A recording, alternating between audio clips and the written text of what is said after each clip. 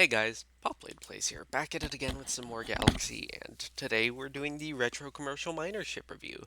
I actually intended to, yes, be our stinky, very bad faction. Anyways, I actually intended to do the Retro Aegis ship review today, but, um,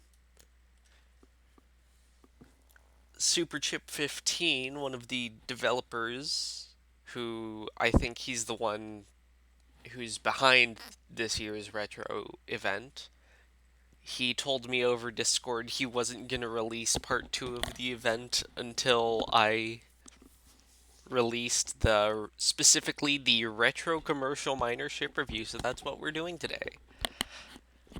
He might not be serious at all, but I was going to do this anyways, so I don't really care.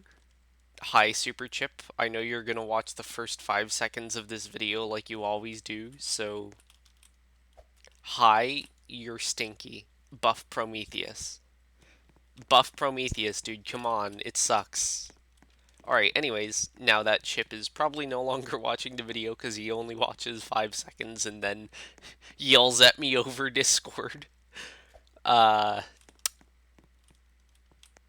yeah, here we are. It's the commercial miner, and it makes no sense.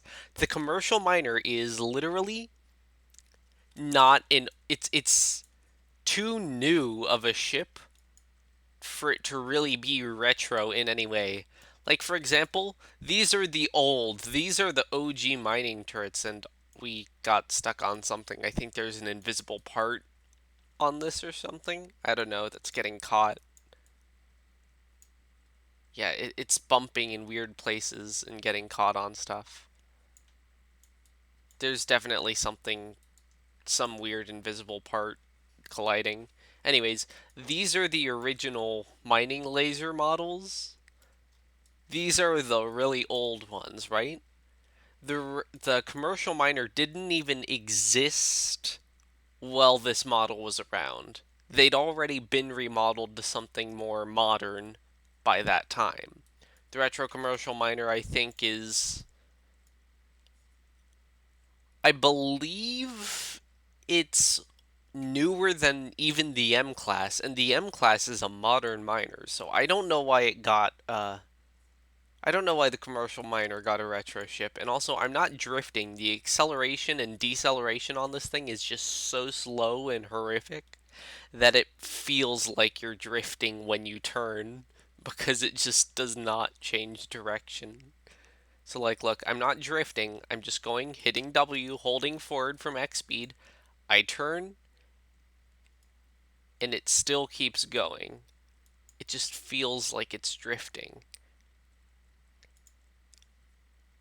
Hilarious. Anyways, it's got the 5 medium, actually, retro mining lasers. So I don't know what the range is. Out of range, let's see, 6,000? 5,000? No. 5,500? I don't know what the range on these things are, so that's what I'm trying to look for. And it actually mines just about as fast as the Orca, to my knowledge. You have to kind of mine at a weird sideways angle. Let's look at our ore hold. That's actually pretty dang fast. Now, the problem with this is it has a low ore hold, so while it does mine very, very fast, I think it mines just as fast as the Orca, which is the largest build menu miner. It has a lot lower capacity to store the ores, so you're going to be constantly running back and forth from your starbase to dump your ores off. And wow, just like that, we're already halfway. Man, this thing mines quick. So I would say it's worth getting if you don't mind the constant trips back and forth. The turn speed is great, though, like, geez.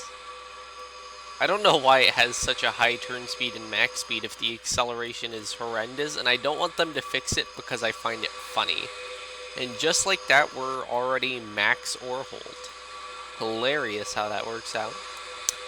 For health, we have 1.5 thousand shields and 2,000 hull, so that's 3,500 health. It shouldn't really matter too much unless you're getting attacked by, like, aliens or something, because you should never be using this while at war.